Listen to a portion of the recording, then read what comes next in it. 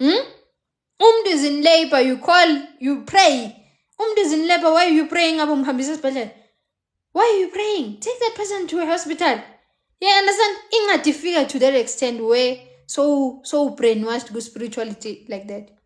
You don't have a job, you pray and you apply for a job. You understand? Pray and do action. Hayi ukuthi soyothandaza unga-apply imisebenzi izofika. You pray, you apply for a job. Two.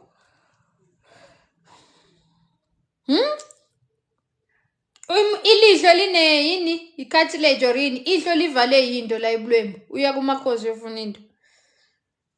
But kune specialist esibhedlela free of charge esingakususa la nto ubone kahle ngamehlo. You understand? The reason why we have doctors, we have everyone kulo mhlaba is for a reason. Amakhosi angeke benze yonke into nase-church angeke bakwenzele yonke into. Sometimes kumele uye kuma-specialist, uye phiphiphi abazokusiza bakubonele. Trust me. Ngiyakutshela hayi yonke into idinga umthandazo, ezinye zidinga ukuthi ma u-dehydrated don't pray, go take water and drink. You are dehydrated, you pray, uzawufa. There's no way, you'll die. Uzawufa because the spirit is not aligned nalezo zinto. Umphefumulo lo othi ma ufile ungasebenzi awungena indawo, ma ufuna amanzi ukuze operate lo mzimba, ma u-dehydrated uthatha amanzi phuze. Ngeke ukuthi you are praying but you are dehydrated. Uyazi ukuthi wonyiwe, why uzothandaza? Yeah, understand? Balance your things. You balance your things, that's all. Yinto yenzayo. Akukho kunye okumele ukwenze. Manje nina yonke inconvenience uyawa lapha phandle uvuleka ingozi enkulu. Instead of going to hospital bayokustisha, no, you want to pray. Uzofa. That's all, you'll die. Ungafiki kulelo zinga sokuthi sokuvaleke wonke amehlo ngaleyo ndlela. I need to let me love and leave you guys. Angeke ngiqede la ngikhuluma kuze kusa. Ngizonibona. Let me go. I need to go send lama parcel.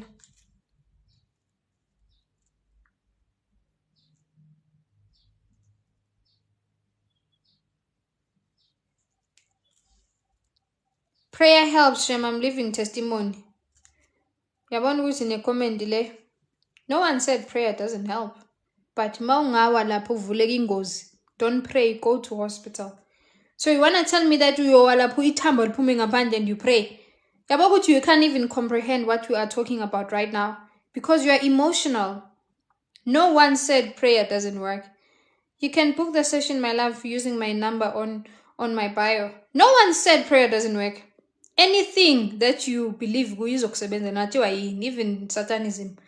But because yabo manje you want to defend prayer, no one is saying anything about it. You can't comprehend. You've left your physical side of things. Awusakwazi ukucabanga kahle because you're always in defensive mode of things. You can't even comprehend manje. You understand? Obvious in spiritual fights, yes, you can use anything. And it's what we said. Manje sikhuluma ngokuthi ma ungawa phandle lapha or when you are in labor, you need to go to hospital to deliver the baby. Anizwa ngaleyo nto. Senifuna ukudefend. Yonke into nithanda ukudefend. Nothing, no. You don't need to defend. But lama uwa phandle ithambo liphume, go to hospital. They will help you. Then you pray afterwards for fast healing. Before you go, uyangichaza nomuhle ube nosuku oluhle. Thank you, sithando sami, nawe ube nosuku oluhle. Ehene. Hayi, exactly. If mawuqala yonke into uyenze spiritual, angeke ube naniksi emhlabeni, trust me. Because nala kumele ucabange ngengqondo wena uzofuna uthandaza or uzofuna ukuphahla. Ezizinto you just need to do things the ordinary way njengawo wonke umuntu. Trust me. Kumele uwe ukuthi is this a spiritual matter na or a physical? Okay. When you pray and do action but you see no results, our life now, try to be in a good space.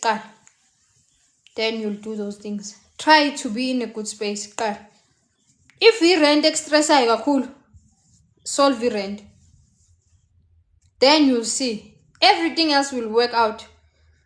Excuse me. if uphiwe zona izinto zakhona.